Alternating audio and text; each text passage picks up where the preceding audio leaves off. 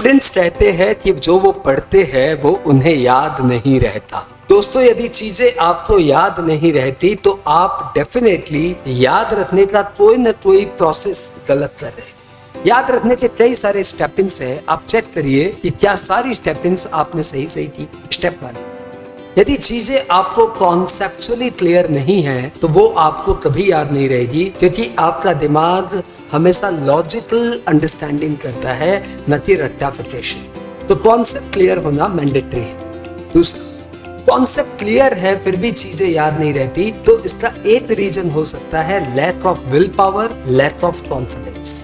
आपके अंदर वो विल पावर ही नहीं है, आप ये मानने तो तैयार ही नहीं है कि आप एक बार चीज सुनेंगे और आपको याद हो जाए। आपके अंदर ये कॉन्फिडेंस ही नहीं है कि एक बार 10 पॉइंट सुनने के बाद आप दोबारा बोलेंगे तो 6-7 तो बोल ही देंगे।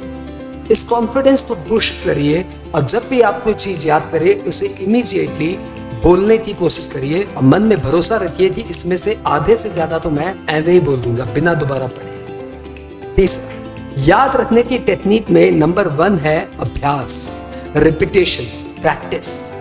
तो जब आपको कोई चीज याद रखनी हो तो आपको उसको मल्टीपल टाइम रिपीट करना पड़ता है, कम से कम 3 से 4, एक इमीडिएट, एक 3-4 घंटे के बाद और एक अगले दिन 24 घंटे के बाद। तो जैसे ही आप ये 3 रिपीटेशंस देते हो, चीजें आपकी परमानेंट मेमोरी में जाना शुरू कर देते हैं। फिर महीने भर के बाद एक और रिवीजन दे दो तो सोने पे सुहागा। नेक्स्ट, यदि आप याद करने में असक्षम है, चीजें आपको इतनी अच्छे से याद नहीं होती, तो why don't you use memory codings. उन कोडिंग्स से भी आपका काम नहीं चलेगा जब तक आप उस कोडिंग्स को यूज न करके दोबारा उस कंटेंट को बोले, तब जाके वो कोडिंग्स आपके काम आए। याद रखने का एक फंडामेंटल है कि जब आप कोई चीज को पढ़ ले तो उसके बाद अपने दिमाग में, अपने नोटबुक में उसकी एक समरी बनाइए।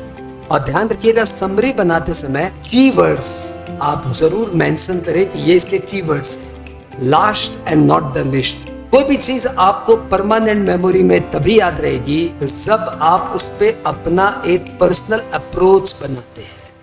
जैसे ही आप किसी कंटेंट पे, किसी टॉपिक पे अपना पर्सनल अप्रोच बनाते हैं तो वो टॉपिक आपकी पर्सनालिटी से ऐड हो जाता है, पर्सनालिटी से जुड़ जाता है, फिर वो चीज आप कभी नहीं भूलेंगे।